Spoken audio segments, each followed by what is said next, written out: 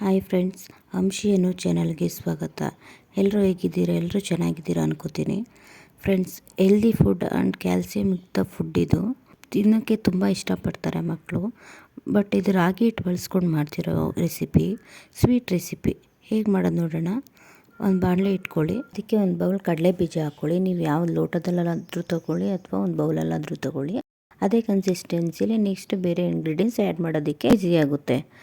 ನೋಡಿ, ಇದನ್ನು ಫ್ರೈ ಮಾಡ್ಕೊಳ್ಳಿ. ಸಿಮ್ ಇಟ್ಕೊಂಡೇ ಫ್ರೈ ಮಾಡ್ಕೊಳ್ಳಿ. ಜಾಸ್ತಿ ಉರಿ ಹಾಕೋದ್ರಿಂದ ತುಂಬ ಬೇಗ ಸೀದ್ಬಿಡುತ್ತೆ. ಸೀದ್ಬಿಟ್ರೆ ಅದು ಸ್ವೀಟ್ ಐಟಮ್ ಆಗಿರೋದ್ರಿಂದ ಬಾಯಿಗೆ ಒಂಥರ ಕಹಿ ಥರ ಆಗಿಬಿಡುತ್ತೆ. ಅದಕ್ಕೆ ಸ್ವಲ್ಪ ಸುಡೋ ಥರ ನಾರ್ಮಲ್ ಉರಿ ಇಟ್ಕೊಂಡು ಸಿಮ್ಮಲ್ಲಿ ಇಟ್ಕೊಂಡೇ ಫ್ರೈ ಮಾಡ್ಕೊಳ್ಳೋದ್ರಿಂದ ಜಾಸ್ತಿ ಸುಡಲ್ಲ. ಹಾಗಾಗಿ ಸಿಮ್ಮಲ್ಲಿ ಇಟ್ಕೊಂಡೇ ಫ್ರೈ ಮಾಡ್ಕೊಳ್ಳಿ. ನೋಡಿ, ಇಷ್ಟು ಸಾಕು, ಫ್ರೈ ಆಗಿದ್ರೆ ಸಾಕು. ಇದನ್ನು ಆರಕ್ಕೆ ಬಿಡೋಣ, ಸ್ವಲ್ಪ ಬಿಸಿ ಇದೆ. ನೆಕ್ಸ್ಟು ಅದೇ ಟೈಮಲ್ಲಿ ನಾವು ರಾಗಿ ಹಿಟ್ಟು ಮಿಕ್ಸ್ ಮಾಡ್ಕೊಳ್ಳೋಣ. ರಾಗಿ ಹಿಟ್ಟನ್ನ ಚಪಾತಿ ಹಿಟ್ಟು ಅದಕ್ಕೆ ಕಲಿಸ್ಕೊಬೇಕು. ರಾಗಿ ಹಿಟ್ಟು, ಒಂದು ಬೌಲ್ ರಾಗಿ ಹಿಟ್ಟು ತೊಗೊಳ್ಳಿ. ಒಂದು ಚಿಟಕಿ ಉಪ್ಪು ತೊಗೊಳ್ಳಿ. ಉಪ್ಪು ಹಾಕೋದ್ರಿಂದ ಸ್ವೀಟ್ ಐಟಮ್ಗೆ ತುಂಬ ಚೆನ್ನಾಗಿ ಬರುತ್ತೆ. ಉಪ್ಪು ಮತ್ತು ರಾಗಿ ಹಿಟ್ಟು ಎರಡನ್ನ ಮಿಕ್ಸ್ ಮಾಡ್ಕೊಳ್ಳಿ. ಇದಕ್ಕೆ ಬಿಸಿನೀರು ಯೂಸ್ ಮಾಡಿ. ಬಿಸಿನೀರು ಯೂಸ್ ಮಾಡೋದ್ರಿಂದ ರಾಗಿ ಹಿಟ್ಟು ಹಾರ್ಡ್ ಆಗಿದ್ರೂ ಕೂಡ ಸಾಫ್ಟ್ನೆಸ್ ಆಗಿ ಬರುತ್ತೆ. ನೋಡಿ, ಬಿಸಿನೀರು ಸುಡುತ್ತೆ. ಹಾಗಾಗಿ ನಾವು ಸ್ಟಿಕ್ ಸಹಾಯದಿಂದ ಎಲ್ಲನೂ ಮಿಕ್ಸ್ ಮಾಡ್ಕೊತಾ ಇದ್ದೀನಿ. ಸ್ಟಿಕ್ ಅಥವಾ ಸ್ಪೂನ್ ಸಹಾಯದಿಂದನೂ ಕೂಡ ಮಿಕ್ಸ್ ಮಾಡ್ಕೋಬೋದು. ಎಷ್ಟು ಬೇಕೋ ಅಷ್ಟನ್ನು ಚಪಾತಿ ಹಿಟ್ಟು ಅದಕ್ಕೆ ಮಿಕ್ಸ್ ಮಾಡ್ಕೊಳ್ಳಿ. ನೋಡಿ, ಎಷ್ಟು ನೀರು ಬೇಕಾಗುತ್ತೆ ಅಷ್ಟನ್ನು ನೀರು ಯೂಸ್ ಮಾಡಿಕೊಂಡು ಮಿಕ್ಸ್ ಮಾಡ್ಕೊಳ್ಳಿ.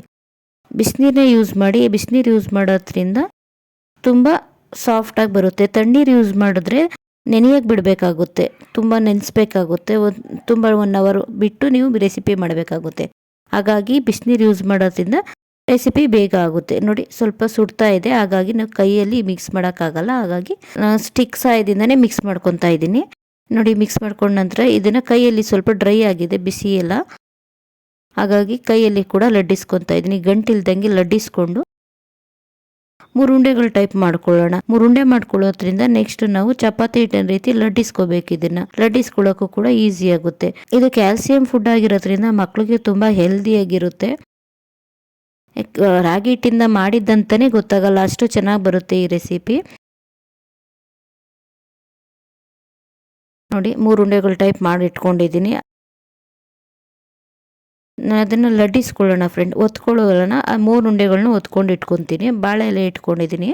ಬಾಳೆ ಎಲೆಗೆ ಸ್ವಲ್ಪ ನಾನು ಆಯಿಲ್ ಹಾಕೊಂಡಿದ್ದೀನಿ. ಆಯಿಲ್ ಹಾಕೋದ್ರಿಂದ ಅಂಟಲ್ಲ, ಹಾಗಾಗಿ ಚೆನ್ನಾಗಿ ಬರುತ್ತೆ. ನೋಡಿ, ಒತ್ಕೊತಾ ಇದ್ದೀನಿ.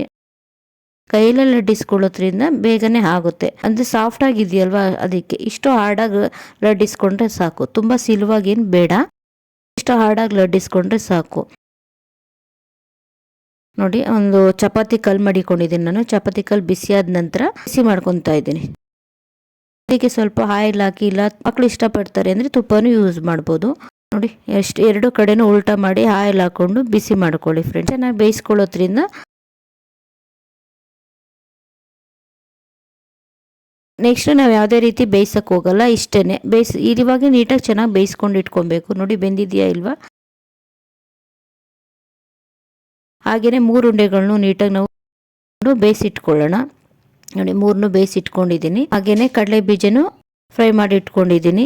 ಕಡಲೆ ಬೀಜ ನೋಡಿ ಹಾರಿದೆ. ಇದನ್ನು ನಾವು ಸಿಪ್ಪೆ ತೆಗೆದಿಟ್ಕೊಳ್ಳೋಣ. ತುಂಬ ಏನು ಸಿಪ್ಪೆ ತೆಗೋ ಅವಶ್ಯಕತೆ ಇಲ್ಲ. ಒಂದು ನಾರ್ಮಲ್ ರೇಂಜಿಗೆ ಸಿಪ್ಪೆ ತೆಗೆದಿಟ್ಕೊಳ್ಳೋಣ. ಇಷ್ಟು ಸಿಪ್ಪೆ ತೆಗೆದಿಟ್ಕೊಂಡಿದ್ದೀನಿ. ನೋಡಿ, ಸಿಪ್ಪೆ ತೆಗೆದಿಟ್ಕೊಂಡ ನಂತರ ಇದನ್ನು ಕೂಡ ನಾವು ಮಿಕ್ಸಿಗೆ ಹಾಕ್ಬೇಕು ಫ್ರೆಂಡ್ಸ್. ಮಿಕ್ಸಿಗೆ ಫುಲ್ ಹಾಕೋಕ್ಕಾಗಲ್ಲ ಅಲ್ವಾ, ಸಿಕ್ಕೋಬಿಡುತ್ತೆ. ಹಾಗಾಗಿ ನಾವು ಪೀಸ್ ಮಾಡ್ಕೊಳ್ಳೋಣ. ಪೀಸ್ ಮಾಡೋದ್ರಿಂದ ಮಿಕ್ಸಿಗೆ ಹಾಕಿದ್ರೆ ಈಸಿ ಅನಿಸುತ್ತೆ. ಮಿಕ್ಸಿಗೂ ರುಬ್ಬಕ್ಕೆ ಈಸಿ ಆಗುತ್ತೆ. ಫುಲ್ ಹಾಕ್ಬಿಟ್ರೆ ಸಿಕ್ಕೋಬಿಡುತ್ತೆ ಮಿಕ್ಸಿ ಜಾರಿಗೆ. ಎಷ್ಟು ಪೀಸ್ ಮಾಡಿ ಇಟ್ಕೊಂಡಿದ್ದೀನಿ. ಒಂದು ಮಿಕ್ಸಿ ಜಾರ್ ತಗೊಳ್ಳಿ. ಮಿಕ್ಸಿ ಜಾರಿಗೆ ನಾವೀಗೇನು ಪೀಸ್ ಮಾಡಿ ಇಟ್ಕೊಂಡಿದ್ದೀವಿ ರಾಗಿ ಚಪಾತಿ, ಇದನ್ನೇ ಹಾಕೊಳ್ಳಿ. ಚಪಾತಿ ಹಾಕ್ಕೊಂಡು ಅದನ್ನು ನೈಸಾಗಿ ಮಿಕ್ಸಿ ಮಾಡ್ಕೊಳ್ಳೋಣ.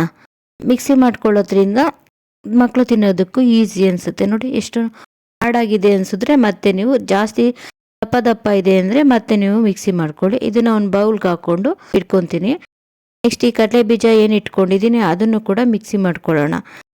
ನೋಡಿ, ಇಷ್ಟನ್ನು ಒಂದು ಬೌಲ್ಗೆ ಇಟ್ಕೊಂಡಿದ್ದೀನಿ ನಾನು. ಇದ್ರ ಜೊತೆಗೆ ಕಡಲೆ ಬೀಜನೂ ಕೂಡ ಮಿಕ್ಸಿ ಮಾಡ್ಕೊಳ್ಳೋಣ. ಕಡಲೆ ಬೀಜ ಜೊತೆಗೆ ಒಂದು ಬೌಲ್ ಬೆಲ್ಲ ಹಾಕ್ಕೊಳ್ಳೋಣ. ಮಕ್ಕಳು ತುಂಬ ಸ್ವೀಟ್ ತಿಂತಾರೆ ಅಂದರೆ ಇನ್ನು ಸ್ವಲ್ಪ ಬೆಲ್ಲ ಆ್ಯಡ್ ಮಾಡ್ಕೋಬೋದು. ನೋಡಿ, ಇದನ್ನು ಮಿಕ್ಸ್ ಮಾಡ್ಕೊಳ್ಳಿ. ದಪ್ಪ ಆಗಿ ಕಡಲೆ ಬೀಜ ಸಿಗ್ತಿದೆ ಅಂದರೆ ಒಂದ್ಸಲ ಮಿಕ್ಸಿ ಮಾಡಿಕೊಂಡ್ರೆ ಸಾಫ್ಟ್ನೆಸ್ ಬರುತ್ತೆ.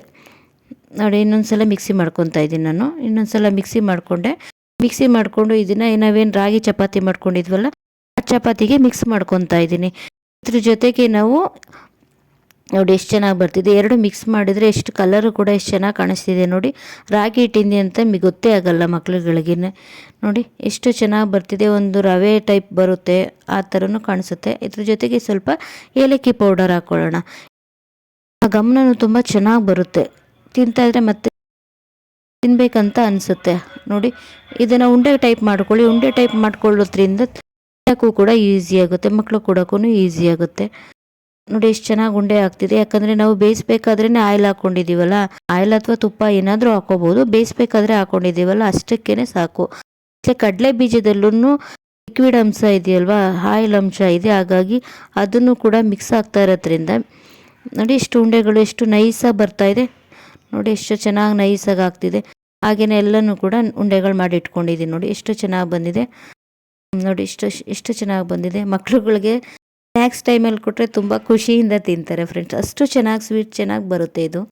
ಟ್ರೈ ಮಾಡಿ ನೋಡಿ. ನಿಮ್ಗೆ ಇಷ್ಟ ಆದರೆ ಲೈಕ್ ಮಾಡಿ, ಸಬ್ಸ್ಕ್ರೈಬ್ ಮಾಡಿ, ಶೇರ್ ಮಾಡಿ ಆ್ಯಂಡ್ ಗುಡ್ ಕಾಮೆಂಟ್ ಮಾಡಿ. Thank you for watching.